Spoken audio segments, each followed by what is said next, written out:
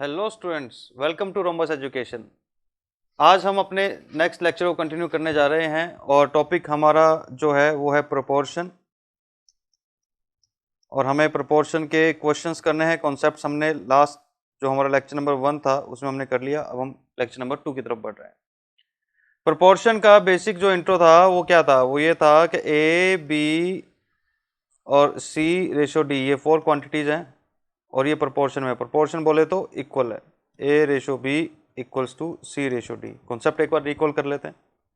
और करना क्या था, product of extreme product of mean A D is equals to B C, ये फॉर्मूला लगाना है। And if we have 3 quantities, 3 quantity हो ए बी सी, देन ए का रेशो जो बी से है वो इक्वल होगा बी का रेशो जो सी से है।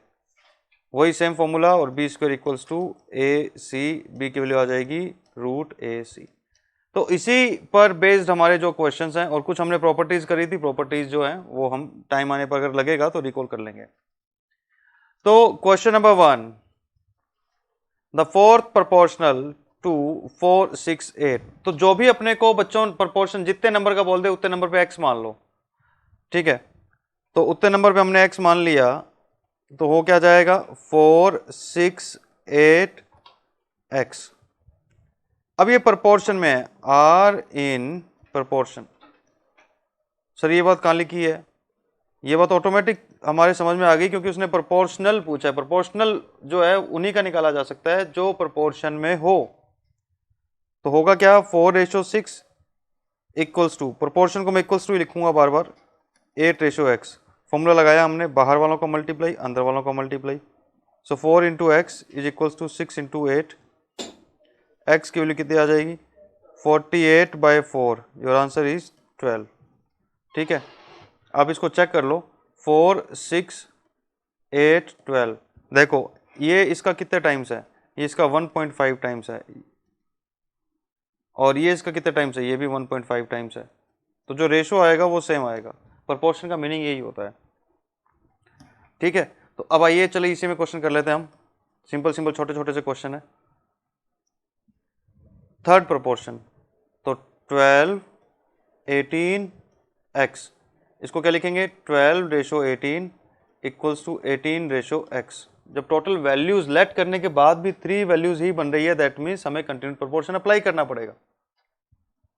सो 12x 18 into 18, 12x is equals to 18 into 18। इसको काट लो, जो कट रहा है 12 1 जा 12, मतलब ठीक है। और इसको 324 को डायरेक्ट काट सकते हो, डायरेक्ट काट लो, कैलकुलेटर होगा। नहीं तो 6 से कैंसिल कर लो, 6 3 जा 6 2 जा 2 से कैंसिल करा अगेन, ये आ जाएगा 9। सो x is 27। Your answer is 27। 27 पर आप लोग क्या करेंगे, टिक करेंगे। ठीक है, और फिर मीन प्रोपोर्शन, मीन का मतलब होता है बीच वाला। क्वेश्चन नंबर 3 में बीच वाले की वैल्यू हमें बतानी है, मीन प्रोपोर्शन की वैल्यू हमें बतानी है। तो मीन प्रोपोर्शन की वैल्यू हम बताते हैं।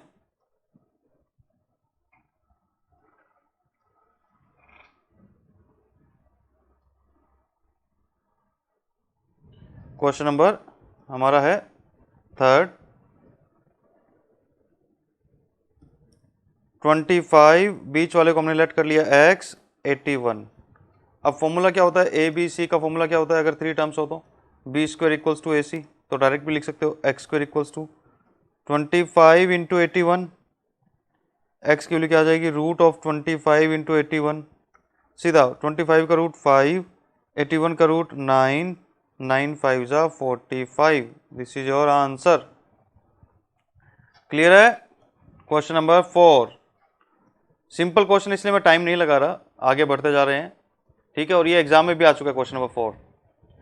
The number which has the same ratio two 26। एक नंबर जिसका, एक नंबर ले लिया x, x का 26 के साथ में वही रेशो है जो 6 का बच्चों 13 के साथ। एक नंबर x का 26 के साथ में वही रेशो है, वही रेशो मतलब इक्वल्स टू जो 6 का 13 के साथ है।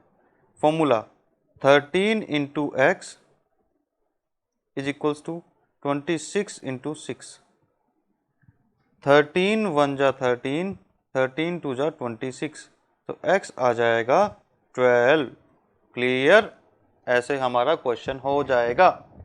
Next question number 5। Question number 5, 2a a cube c, और इसके बाद में हम इसको लेट करेंगे फोर्थ x। फोर्थ प्रोपोर्शन हमें बताना है। तो वही फॉर्मूला हमारा, बाहर वालों का मल्टीप्लाई अंदर वालों का multiply, 2a into X is equals to a cube into c, x equals to a cube c upon 2a। So x is equals to a square c by 2। ये हमारा आंसर ऑप्शन नंबर ए।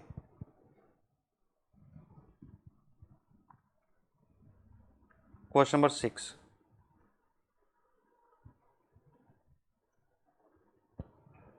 1/2, 1/3, 1/5, 1/x, ये proportion में है। Formula लगाएंगे, बाहर वालों का multiply अंदर वालों का multiply, 1/2 into 1/x is equals to 1/3 into 1/5, 1/2x is equals to 1/15। Reverse कर देते हैं, तो 2x is equals to 15। Reverse कैसे हुआ? अगर आप चाहो तो क्रॉस मल्टीप्लाई कर लो, उससे भी ये आएगा। x की वैल्यू आ जाएगी 15/2। ये आंसर आ गया। क्लियर है बच्चों? कोई दिक्कत नहीं है इसमें, मतलब सिंपल क्वेश्चन है। 7th, mean proportion 12x square, बीच वाली वैल्यू बतानी है, और 27y स्क्वेयर है। ठीक है, अब बीच वाली वैल्यू को हम x लेट नहीं करेंगे। हमेशा तो x लेट करते थे, बट x इसलिए लेट नहीं करेंगे कि इस क्वेश्चन में पहले से x आ रहा है, तो फिर हम पजल हो जाएंगे कि ये जो गिवन x है क्वेश्चन के अंदर वो है, या जो हमने लेट करा है वो वाला x है। तो हम कुछ और डिफरेंट लेट कर लेते हैं। हम सपोज करो हमने p लेट कर लिया, कुछ भी लेट कर सकते हैं। सो फॉर्मूला क्या होता है? p square is equals to first into में लास्ट। डायरेक्ट फॉर्मूला लगाएंगे, क्योंकि हमें वहाँ पर एक्सप्लेन तो करना नहीं है, ऑब्जेक्टिव क्वेश्चन है। And p is equals to root में 12x स्क्वेयर इंटू में 27y स्क्वेयर। आप चाहते तो ये वाला स्टेप b स्किप कर सकते थे, ठीक है, डायरेक्ट इस पे आ सकते हो कि b is equals to root AC होता है, तो ये डायरेक्ट यूज करो ना बच्चों। ठीक है, और p की वैल्यू अब 12 इंटू 27, 12 इंटू 27, 12 इंटू 27 ये होता है 324। तो 324 का रूट हो जाएगा 18, एक्स स्क्वेयर का रूट हो जाएगा x, वाई स्क्वेयर का रूट हो जाएगा y। ये हमारा आंसर है। ठीक है बेटा, क्लियर? चलो क्वेश्चन नंबर 8,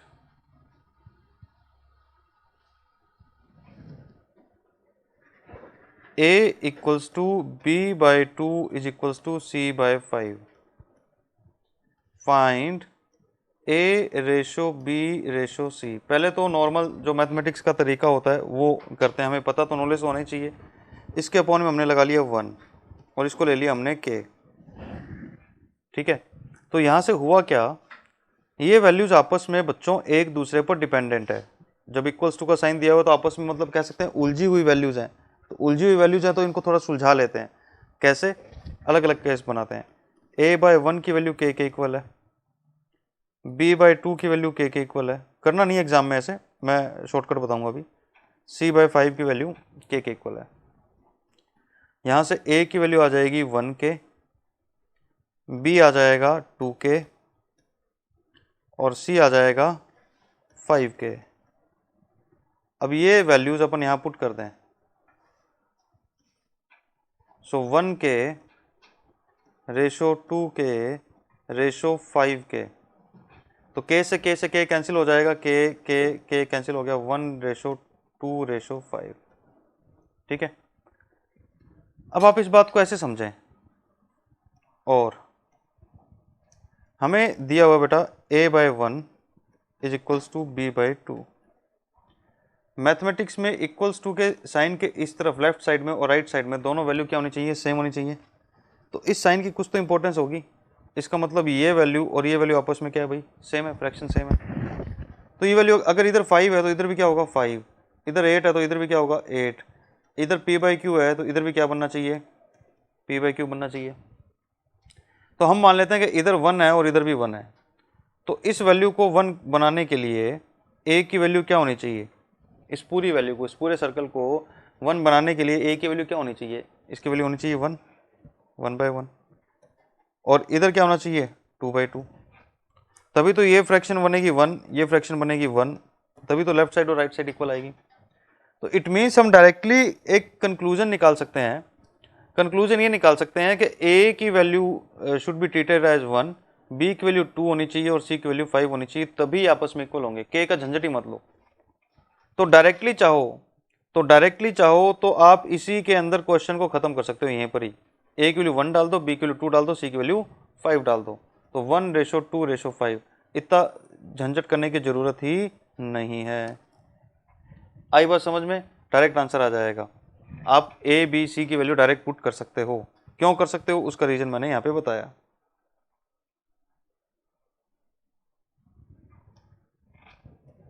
क्वेश्चन नंबर 9, अच्छा क्वेश्चन है, पेपर में आ चुका है। a/3 is equals to b/4 is equals to c/7, तो डायरेक्टली a की वैल्यू 3, b की वैल्यू 4, c की वैल्यू 7 डायरेक्ट लेंगे। a plus b plus c/c, तो 3 प्लस 4 प्लस 7/7, 14/7, 2 आंसर आ गया, 2 आ गया आंसर, ठीक है। नेक्स्ट क्वेश्चन नंबर 10, बिल्कुल चंपू चंपू क्वेश्चन है बेटा, ये मतलब अच्छे चैप्टर्स हैं जिसमें जो नॉन मैथ्स के बच्चे होते हैं उनके लिए बहुत अच्छा स्कोर करवा देते हैं ये। p/q is equals to r/s is equals to 2.5/1.5, ठीक है। अब चाहो तो एक काम ये कर सकते हो, p की वैल्यू 2.5 रख दो, r की वैल्यू 2.5 रख दो, q की वैल्यू 1.5 रख दो, s की वैल्यू 1.5 रख दो, ठीक है। तो वैल्यू हमें क्या निकालना है, PS/QR, P की वैल्यू 2.5, S की वैल्यू 1.5, Q की वैल्यू 1.5, R की वैल्यू 2.5, ये रेशो है। तो इसमें वैल्यू सेम ही तो है, ये इससे कट जाएगा, ये इससे कट जाएगा, तो क्या आ जाएगा 1:1। एक मेथड तो ये था। एक बच्चा इसको ऐसे भी देख सकता है कि इसको इधर ले जाए मल्टीप्लाई में, इसको इधर ले जाए और इस पर ध्यान ही ना दे, इस पर ध्यान मत दो, इस पर ध्यान मत दो। तो यहां से क्या बनेगा, जब क्रॉस मल्टीप्लाई होगा तो यहां से क्या बनेगा, यहां से बनेगा PS is equals to QR। हमें फाइंड क्या करना है, हमें फाइंड करना है PS/QR। दो सेम वैल्यू है, ये और ये सेम है।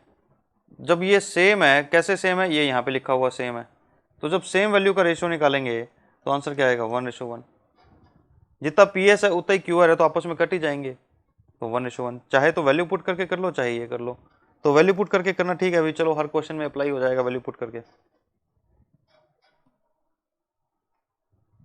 क्वेश्चन नंबर 11,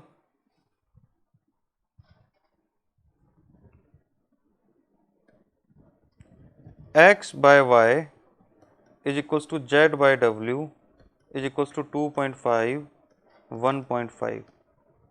हमें बताना क्या है, x plus Z, Y plus W. याद करो, रिकॉल करो अपने माइंड में, एक मैंने प्रॉपर्टी बताई थी एडेंडो। एडेंडो में क्या होता है, ऊपर वाला ऊपर वाले में ऐड हो जाता है, नीचे वाला नीचे वाले में ऐड हो जाता है, और उसका आंसर वही आ जाता है जो स्टार्टिंग में दिया होता है, 2.5:1.5। सोल्व करा हमने तो ये आ गया 5 जा 5 3 जा 5/3। अब बच्चा कहता है सर मेरे को याद नहीं आएगा, एग्जाम में मैं प्रॉपर्टी नहीं याद रख पाऊंगा, तो फिर क्या करें, तो फिर वैल्यू पुट कर देते हैं, x plus Z Y plus W. x की वैल्यू पुट कर दो 2.5, z की वैल्यू पुट कर दो 2.5, y की वैल्यू पुट कर दो 1.5, w की वैल्यू 1.5, ठीक है। ये हो जाएगा 5, 1.5 1.5 हो गया 3, ये आंसर है 5:3, ऑप्शन सी। आए समझ में? क्लियर? क्वेश्चन नंबर 11 हो गया हमारा। Question number 12,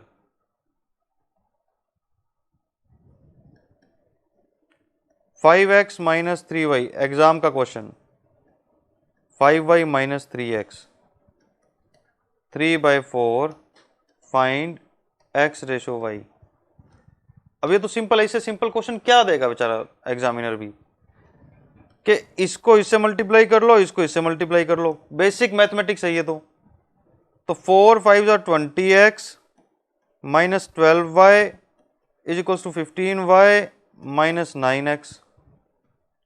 20x plus 9x, x को एक तरफ ले लिया, भाई भाई एक तरफ, y को एक तरफ ले लिया। 29x is equals to 27y। x ratio y का मतलब होता है बेटा x अपॉन y, इसका मीनिंग बताना है। x, ये y इधर मल्टीप्लाई में है तो अपॉन में आ जाएगा, 27, ये 29 इधर अपॉन में आ जाएगा, तो 27 रेशो 29, ये आंसर आ गया। ठीक है, कुछ बच्चे यहीं पर इसको सॉल्व करना चाहेंगे, यहीं छोड़ देंगे, वो सोचेंगे 29 ratio 27, option C. Option C गलत है, ऑप्शन बी आएगा, वैल्यू ये बतानी है, ये नहीं, this not this one, this one, ये बतानी है। ठीक है, नेक्स्ट क्वेश्चन नंबर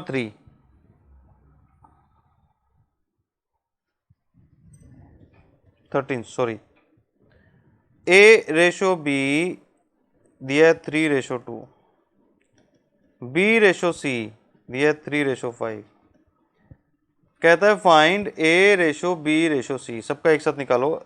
मैंने आपको बताया था जो वैल्यू दोनों में आ रही हो उसको सेम करो। इसको सेम करेंगे तो इनटू में 3 करना पड़ेगा और इसको इनटू में 2 करना पड़ेगा। 3 3 जा 9, 3 2 जा 6, 2 3 जा 6, 2 5 जा 10, इनको मर्ज करो, 9 रेशो 6 रेशो 10 आ गया। एक मेथड तो ये है। दूसरा मेथड क्या है, आपने ए बी सी को लिख लिया सेम इसी तरीके से, 3 रेशो 2, 3 रेशो 5। अब ए रेशो बी रेशो सी बताना है, डायरेक्टली बता सकते हैं। कैसे?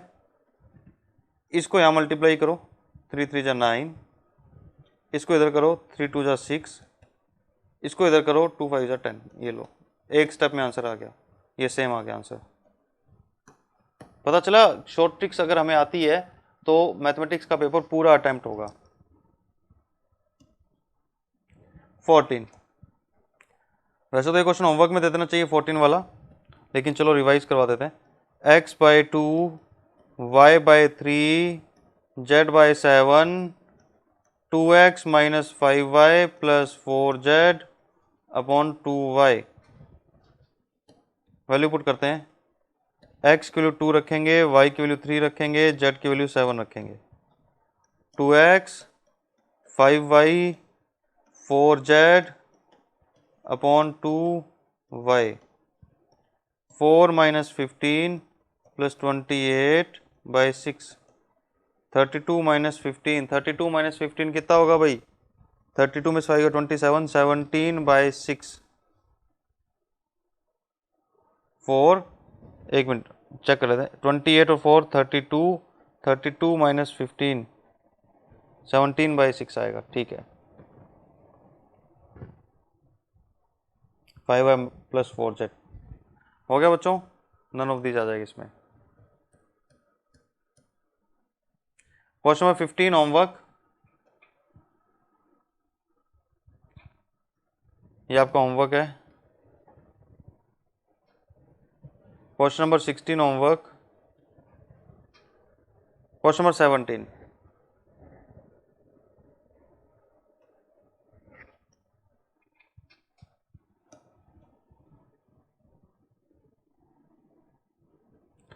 नंबर क्वेश्चन देखो।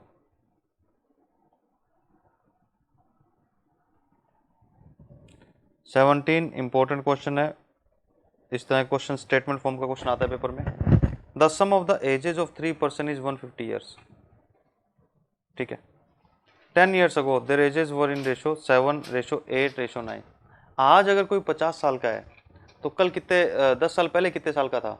40 का, है ना? उसमें -10 कर देंगे और -10 करने पे रेशियो क्या आना चाहिए? 7, 8, 9। ऑप्शन से कर लेते हैं।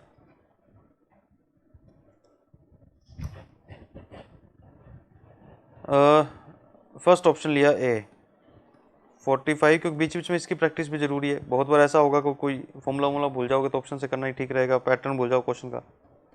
-10, -10, -10, 35, 40, 45, 5 से कैंसिल करा, 5 7 जा, 5 8 जा, 5 9 जा, 7 8 9 आ रहा है। 7 8 9 ही हमें चाहिए था और 7 8 9 आ रहा है। आई बात समझ में? क्लियर? तो 7 8 9 जो है वो ऑप्शन से आ गया।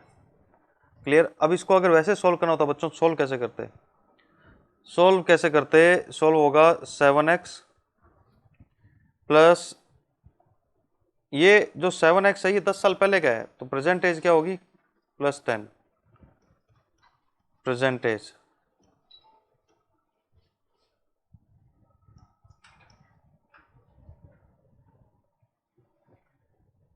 इसको पेन ले ले। प्रेजेंट एज 7x + 10, 8x + 10 और 9x + 10। क्योंकि बेटा जो रेशो दिया हुआ है वो 10 साल पहले का रेशो है, तो प्रेजेंट एज के लिए हमें 10 ईयर्स प्लस करना पड़ेगा। टोटल है 7 + 8 15, 15 + 9 24x + 30 इज 150। ये 150 हमें गिवन है, ये 150 यहां दिया हुआ है। ठीक है, अब 150 हमें दिया हुआ है तो 24x = 120, x = 120/24, ये आ गया 5। ठीक है, प्रेजेंट एज बतानी है तो ये वैल्यू जो है ये वैल्यू यहां पुट कर लो।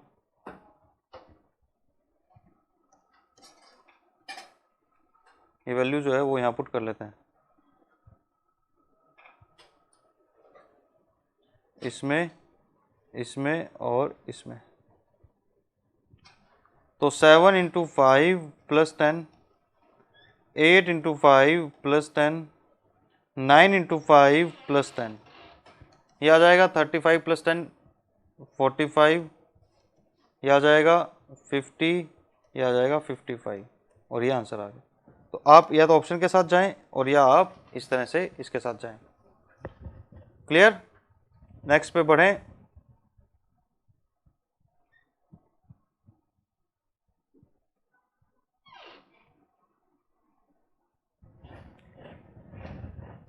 Question number 18, 14, 16, 35, 42 are not in proportion.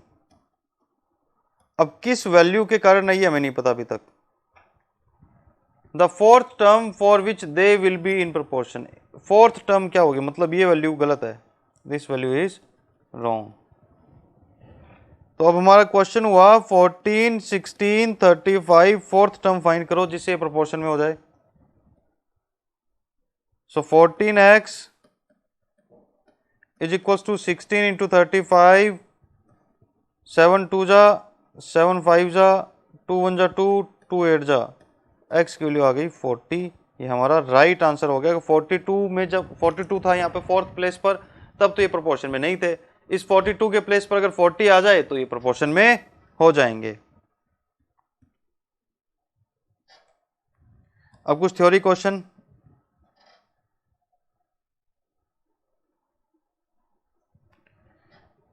x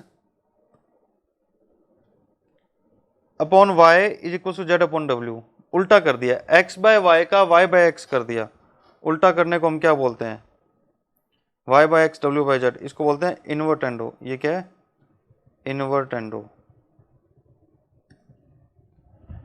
minus कर रहे हैं हम यहाँ पर, माइनस करना बोलते हैं सबथ्रेंडो।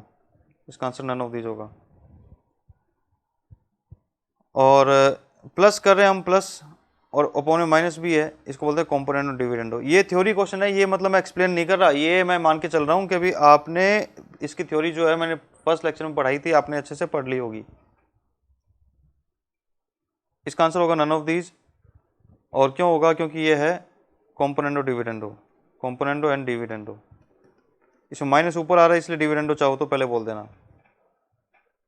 होमवर्क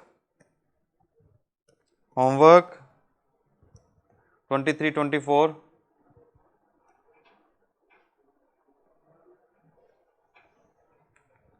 25 होमवर्क, 26 होमवर्क, 27 होमवर्क, 28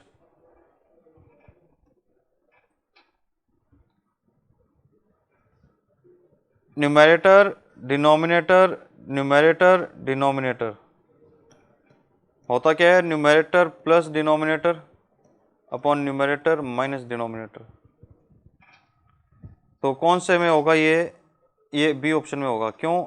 इधर प्लस आ रहा है, इधर माइनस आ रहा है, गलत। इधर माइनस आ रहा है, इधर प्लस आ रहा है, गलत। दोनों तरफ सेम ऑपरेशन होना चाहिए, इधर प्लस माइनस माइनस, सही है ऑप्शन बी। और ये ऑपरेशन है कौन सा? ये है componendo and dividendo, componendo and dividendo. 29 ए की वैल्यू 4 पुट करनी है, बी की वैल्यू 1 पुट करनी है।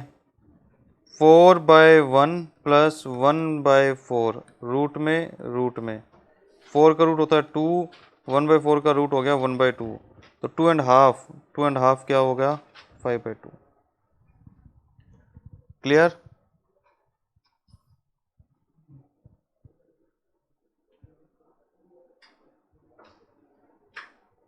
Next,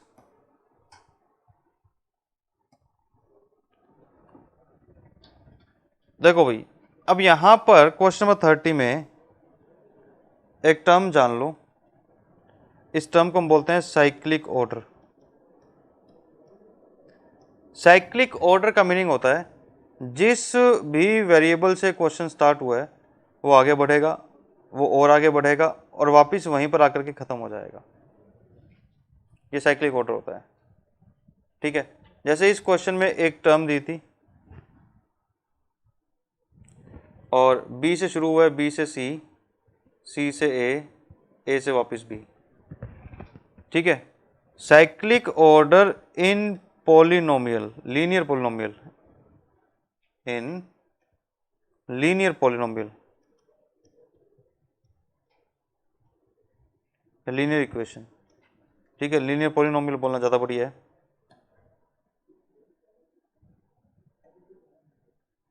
in linear polynomial, then answer जो हमेशा होता है वो 0 होता है। आंसर हमेशा 0 होता है, इसको सोल्व करने की जरूरत नहीं है। ये अगर मेरी बात याद रखोगे तो पेपर में बहुत ज्यादा काम आएगी। ठीक है, नेक्स्ट,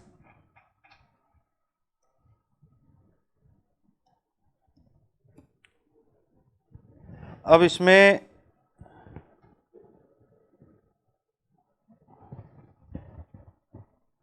क्वेश्चन नंबर 35 जो मैं स्किप कर रहा हूं वो आपने करना है क्वेश्चन।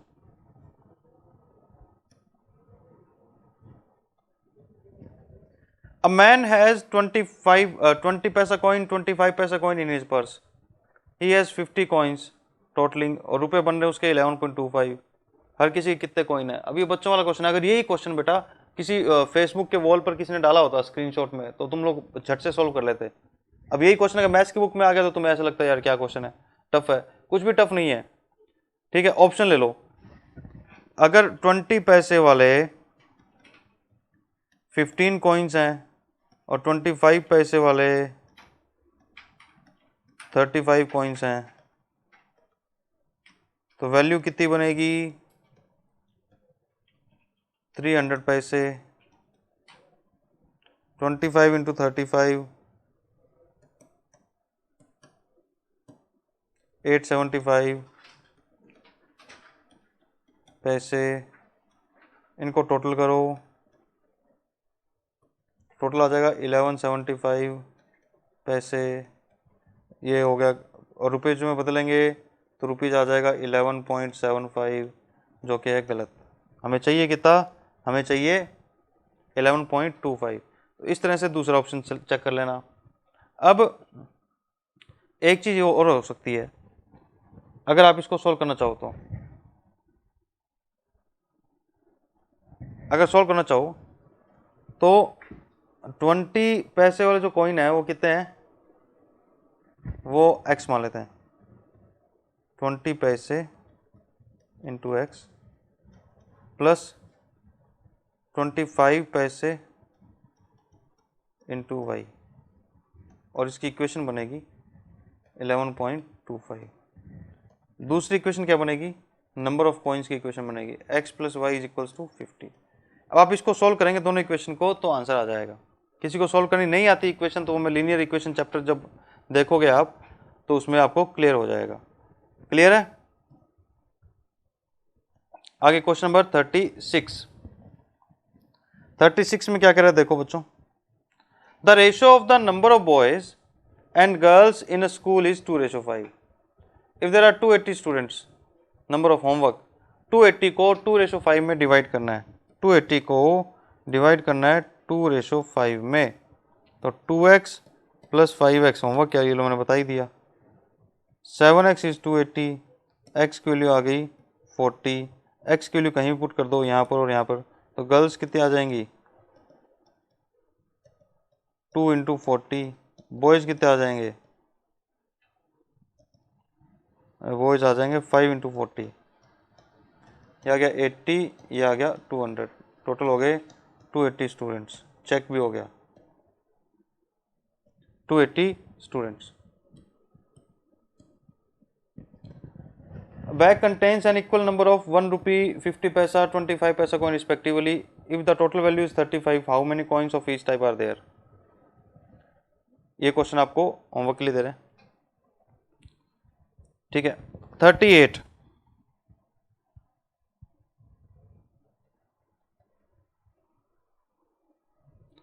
अभी करो, मैं 2 मिनट के लिए रुकता हूँ आपके लिए ना। क्वेश्चन नंबर 37 जो है वो अभी करो स्क्रीन पर, क्योंकि फिर बाद में आप छोड़ दोगे, है ना।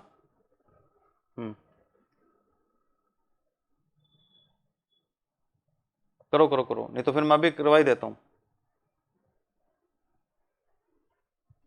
बात के लिए क्यों छोड़े अपन, इसको अभी करो बेटा, होगा। मतलब बिल्कुल लास्ट क्वेश्चन के जैसा है। कंटेंस इक्वल नंबर ऑफ 1 रुपी, 50 पैसा, 25 पैसा, मतलब जितने 1 रुपये कोइन है उतने ही 25 पैसे के, उतने ही 50 पैसे के हैं।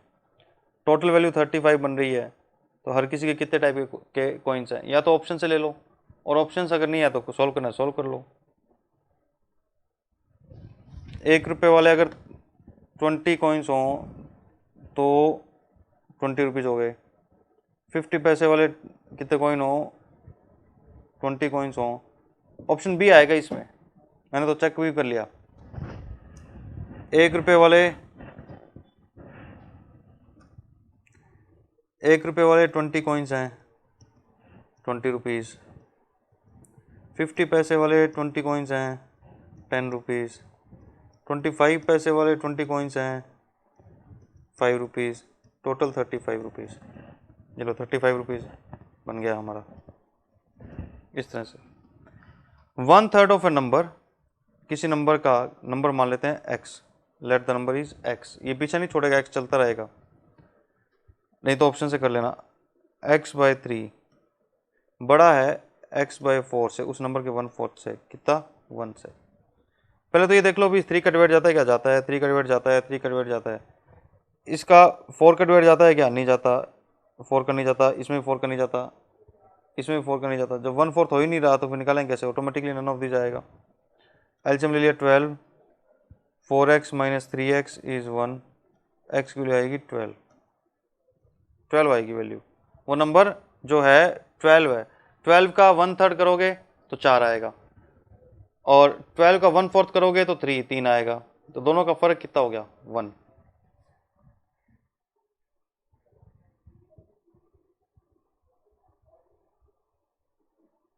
लेकिन अब यहाँ पर हमने एक वर्ड इग्नोर कर दिया। एक वर्ड कौन सा इग्नोर कर दिया, हमने इस वर्ड को इग्नोर कर दिया, सक्सेसर को।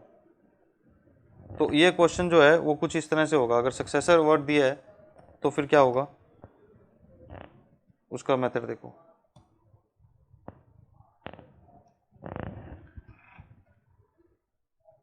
One third of a number, किसी नंबर का, let number be X, its successor will be X plus one. Successor जो होता है वो आगे वाला नंबर होता है, आगे वाला, ठीक है। तो नंबर हमारे पास में है 15 है, एक 21 है और एक 51 है। सक्सेसर होंगे 16, 22, 52, ठीक है। ये सक्सेसर हो गए, आगे वाले नंबर हो गए। इसमें it should be divisible by 3, it should be divisible by 4। क्यों? क्योंकि इसका 1/3 करना है, एक्स का तो 1/3 करना है और सक्सेसर का 1/4 करना है, और दोनों का डिफरेंस कितना आएगा, 1 आएगा। ये क्वेश्चन है। तो 4 का डिवाइड इसमें जाता है, डिवाइड बाय 4 जो है इसमें जा रहा है, इसमें भी जा रहा है, इसमें नहीं जा रहा, तो मतलब ये ऑप्शन तो हो गया गलत। बात रहेगी इसकी। तो 15/3 माइनस 16/4, ये हो गया 5, ये हो गया 4, आंसर आ गया 1, ये सही है। ऑप्शन से करोगे तो ऐसे होगा, सॉल्व करोगे तो लेना पड़ेगा 12 LCM, 4x minus 3 into x plus 1। मैं एक स्टेप बढ़ा रहा हूँ कैलकुलेशन क्लियर करने के लिए। 4x minus 3x plus minus minus 3 is equals to 12, ठीक है।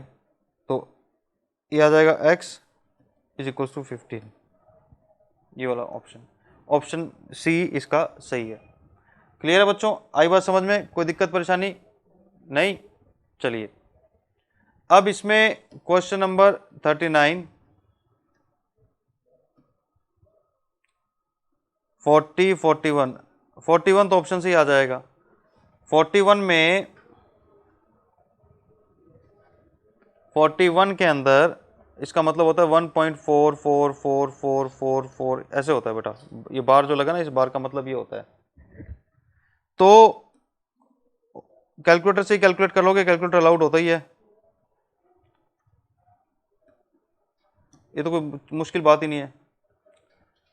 क्या कह रही है, मुश्किल बात नहीं है। तो 13/9 ये आ गया बच्चों, 1.444 आ रहा है। बस क्लियर है, बात भी आ गई समझ में। ये ऑप्शन ए ठीक है।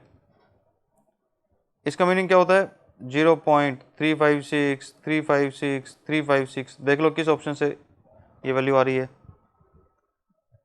The ratio of the sum and difference of two numbers, दो नंबर में ले लेते हैं एक्स और वाई। तो एक्स और वाई का सम और एक्स और वाई का डिफरेंस, इनका रेशियो है 7/1। अब क्रॉस मल्टीप्लाई करो, x plus Y is equals to 7x minus 7y, ये इधर आ जाएगा 8y is equals to 6x। यहाँ से आंसर निकाल सकते हो, ठीक है। 4:3 ये आएगा। फिर कह रहा है कंपाउंडेड रेशियो निकालो, कंपाउंडेड रेशियो निकालो। फिर कॉइन वाला क्वेश्चन है, क्वेश्चन नंबर 45। एक काम करते हैं, क्वेश्चन नंबर 45 तक ही करते हैं, एक दिन फिर ज़्यादा हो जाएगा तो आपकी दिक्कत हो जाएगी। तो यहाँ तक ही आपको देते हैं, यहाँ तक आपको क्या करना है, रिवाइज करना है, प्रैक्टिस करनी है यहाँ तक, ठीक है। तो क्वेश्चन नंबर 45 तक आपने प्रैक्टिस करनी है। इसके बाद में जो क्वेश्चन नंबर 46 है वो हम नेक्स्ट लेक्चर में ले लेंगे, है ना। और तब तक के लिए आप बिल्कुल अच्छे से पढ़ाई करेंगे। इसमें कोई दिक्कत परेशानी हो तो आप मतलब मुझे कांटेक्ट करेंगे। Till then have a good day, bye bye, take care.